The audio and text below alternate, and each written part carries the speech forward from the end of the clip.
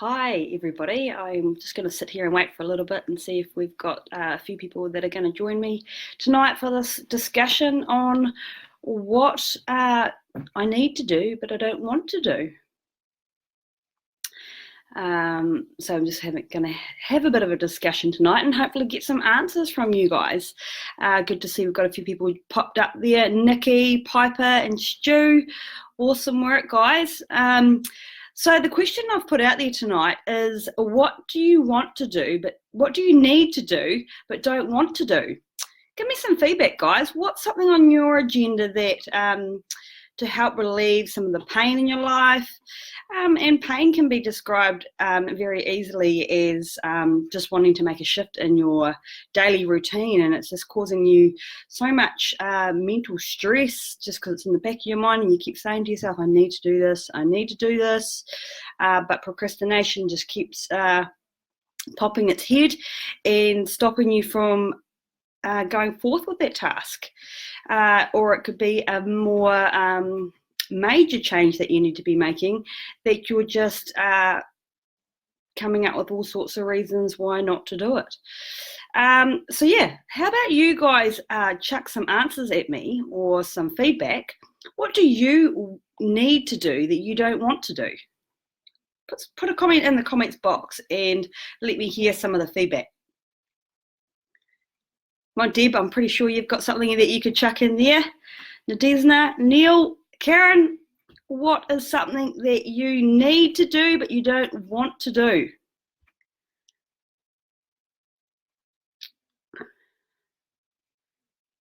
Waiting, guys. Come on, don't be shy. Get in there and put something out there. What do you need to do that you don't want to do? Come on, be honest. It's just me and you here. Nobody else is listening.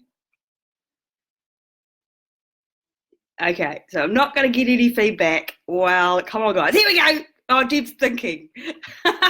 All right. Well, I'll carry on with my discussion since no one's going to contribute to my conversation. So what I have interpreted the sentence of what I need to do but don't want to do often comes down to the foundation of failure. People don't want to fail, even though they need to fail. Nadezna, I'm stumped. Okay, and you know what? Failure can come in so many ways. Failure could be, oh, I know I need to stop eating chocolate, but I don't want to. Now, if I asked you, why don't you stop eating chocolate? Oh, but I love it. But why do you love it? Why can you not just stop it? And basically, it'll keep coming back to the fear of failing, of if I quit, oh, I know I'm going to fail. You're just setting yourself up for failure. That is my interpretation of what I need to do, but I don't want to do. Now, as I've mentioned in a couple of my posts earlier on, this week especially, is what comes from failure. We all need to fail in order to gain learnings from them. Chase, because chocolate is my friend. Yeah, we all need to fail so that we've got something to learn from. As I said in one of the posts earlier about as a young toddler, if you fall over, you get back up again and you have the encouragement and support from everybody around you. And it makes no difference to anything that you tackle in life. And if it was to give up chocolate, you would give up chocolate. And, you know, if you stuffed up and you had chocolate one night, well, big deal. You get back on it the next day and you go, no more chocolate today. And you keep trying and you keep trying. And the more you consistently attempt it, and each time you do it, you push for a little bit further and further, you're learning from your mistake. So what we need to do is release the belief that failure sucks. Okay, so a lot of us go, oh, I don't want to fail. Failure sucks. Everyone thinks that I'm useless, all sorts of things. Well, we actually need to just change that belief that we all have in ourselves, well, not all of us, most of us have in ourselves, and know that failure is an opportunity to improve. And every time you fail, it's an opportunity to improve. And we need to grasp that concept and wholeheartedly believe it. You know, doing things we don't want to do. because we fear what can happen or the failure. Now, I'm on here tonight, and it's not something that I'm overly confident with, but you step into it. You step into the fear, and if I fail, oh well, I've learned. I'll watch the replay later on, and I'll go, oh, I could have done that better. I could have done that better. I should have said this, and I should have said that. Well, does anyone suffer? Not really, no, because you've gone and I've put the information out there. So I'd never categorise it as failure. And I can put it in as in the same context of I would like to give up coffee. I really like my coffees. And every day I take a new opportunity to try to commit to giving up coffee. And today I did it. So can you celebrate with me? Because that's a pretty major achievement for me. So, I had my birthday yesterday, and I had so many wonderful best wishes and things on Facebook, pretty overwhelmed by that. And I also got given a lot of cake, which I consumed quite generously yesterday. So today, and I knew I had to turn a corner today, and I said to myself that I would not have coffee, and I did not have coffee. And back onto my path that I was going on, I don't expect to be perfect at not giving up coffee or whatever else is on my agenda to give up. I expect to fail, and I don't have any problem with that.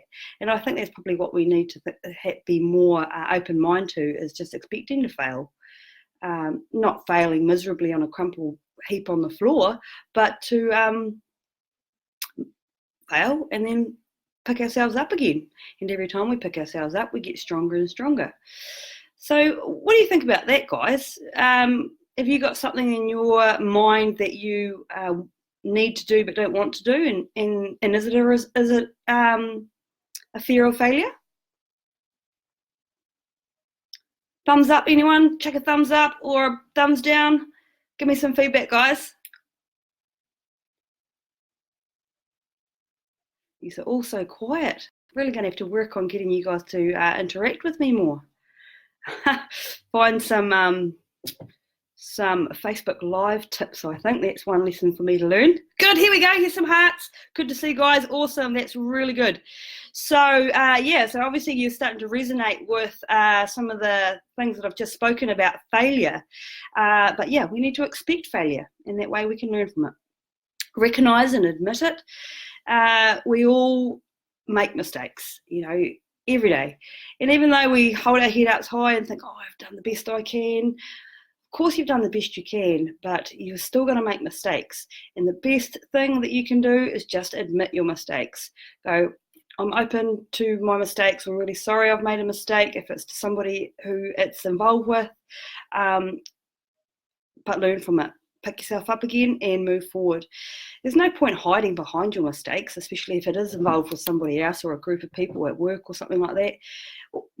All it is you become stubborn, and it starts to consume you. So be open about your mistakes, and everyone else will respect you more for it. Turn off the thinking, coulda, shoulda, woulda. Who has not heard that one before? Lying awake at night going, oh, I could have done that, or I should have done that. If I'd done that again, I would have done this. That's what we need to turn that switch off and stop spinning ourselves in that circle of coulda, shoulda, woulda. And instead, we need to engage on the feelings that are present at that time. If we were to think about an example, if maybe you've had an interaction with somebody and you wish you'd said something, oh man, I should have said that. If it was a heated argument, for example, I wish I'd said that. Instead of lying awake at night going, oh, woulda, shoulda, coulda, start reflecting on the feelings that you're feeling. And perhaps it's a feeling of, oh man, I stuffed up.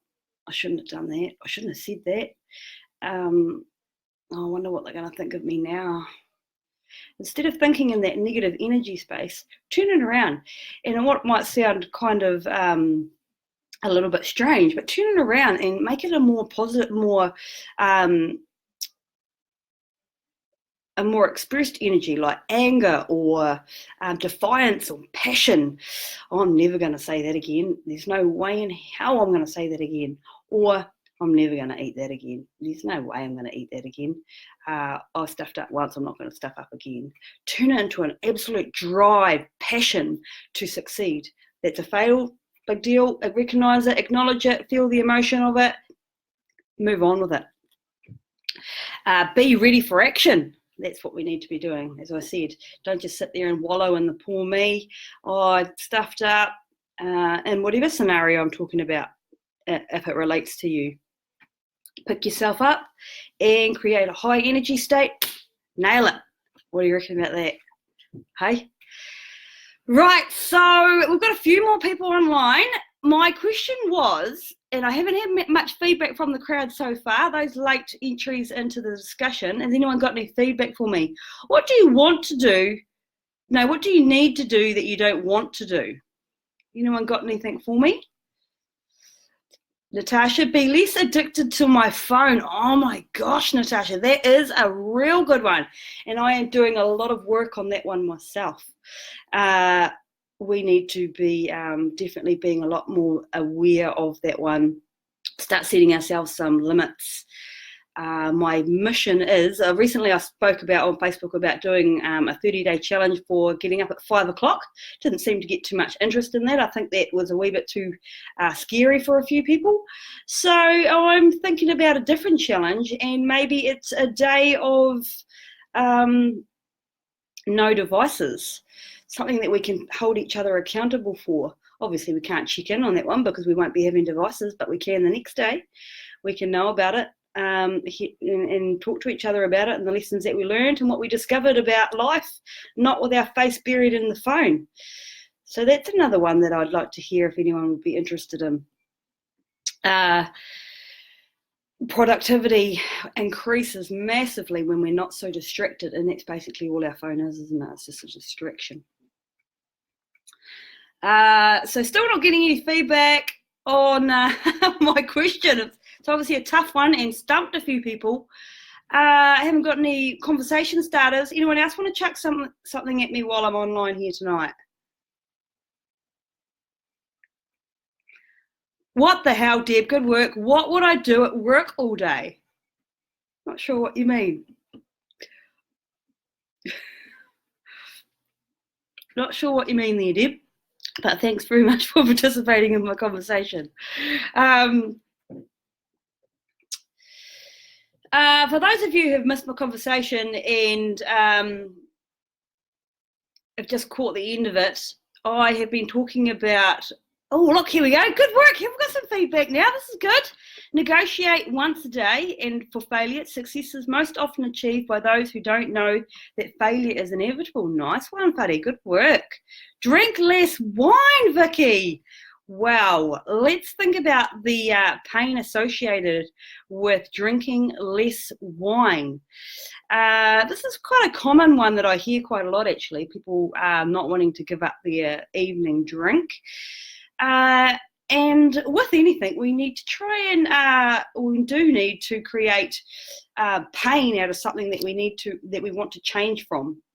Now, for example, as I said earlier about me giving up coffee, it gives me pleasure because it's something that I reward myself for when I've, been working and everything like that. I don't often buy takeaways and anything like that, so I'm quite happy to go and buy myself a coffee.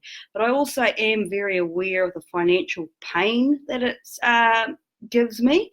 I could be spending that money on a lot of other things, and I also think about the extra calories and the toxins and stuff that I could be ingesting every day, which I actually really don't need to have. It's just the only purpose of coffee for me is pleasure. So by creating as much pain as I can and ramping it up, really feeling the emotion of pain, thinking all that money I'm wasting on coffee, it could be allowing me to fund something else. This is where I'm drawing my want to change from. And you could do the same with wine, Vicky. You think about some of the money that you could save and all the health benefits. And if you don't make that change, the cycle that it spins you in of feeling of consuming something, a poison in your body, you've got to really rev it up to make change. You've got to think about how alcohol is a poison to the body. Once it enters the bloodstream, you've just poisoned your body, and you've only got one body. Why would you do that? You want to nourish and treat your body like a temple, because if you don't have your body, what have you got? You have to give yourself some respect, your body some respect, so that we can live a long life. You've got to wind it up, really create as much pain as you can.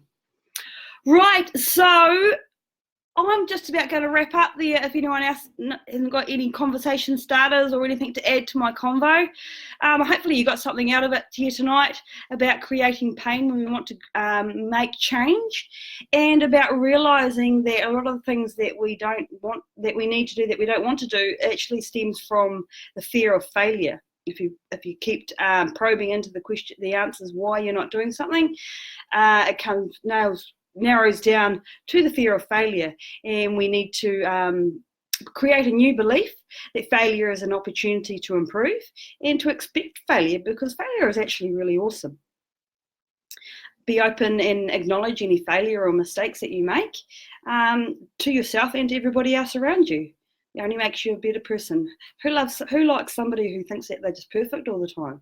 I know I certainly don't, and I can't imagine any of you do either. People like people who make mistakes or have weaknesses. It gives them a bit of character and charisma and all sorts of personality, things that people are intrigued about. So own your mistakes. Talk about them. People like to hear about it. Okay, that's me done for tonight, guys. I hope you got something out of it. And I will be jumping back on again one of these nights very, very soon. In the meantime, stay tuned, be happy, do something nice to somebody, smile at somebody, acknowledge somebody, looks good tomorrow, today, something like that. Make somebody smile. That's a good one. All right. Cheers, guys. Have a good night.